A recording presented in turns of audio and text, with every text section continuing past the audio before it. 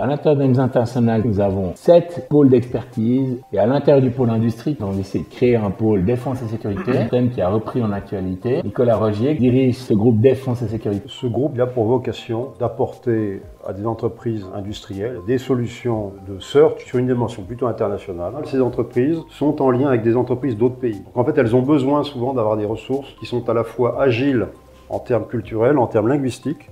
Et nous, c'est ce qu'on est en mesure d'apporter chez AIM. On a un petit groupe de consultants qui ont déjà l'expérience de ce secteur, qui ont déjà travaillé, que ce soit dans la défense, dans la sécurité, dans l'anti-contrefaçon, dans la défense du périmètre, voilà, de toutes sortes d'industries connexes. Alors, il y a un point aussi important à l'heure d'aujourd'hui, c'est voir comment ces entreprises de défense savent attirer les talents, notamment la génération montante, qui souvent n'est pas très connaisseur de ce secteur d'activité, voire qui peut être un peu rétif par rapport au fait de pouvoir rejoindre une entreprise liée à la défense.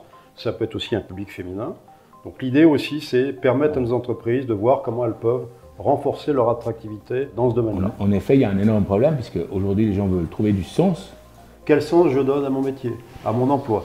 Et alors là, typiquement, on est sur des secteurs d'activité qui permettent d'offrir du sens. Le développement durable il est au centre des préoccupations de nombreuses personnes. Dans le secteur défense, la RSE ou le développement durable, c'est un facteur très important. Donc c'est bien sûr reprendre le contrôle, mais c'est aussi réparer l'environnement, c'est éviter les émissions. Il y a d'autres facteurs également intéressants qui sont le très haut niveau technologique qui va permettre à des ingénieurs, à des gens de travailler à la pointe de leur domaine. Donc on est sur un secteur qui est très attractif parce qu'il est très à l'ordre du jour. En fait, c'est très moderne, les sujets de défense, de sécurité. Puis on parle beaucoup maintenant aussi de réindustrialisation de nos pays.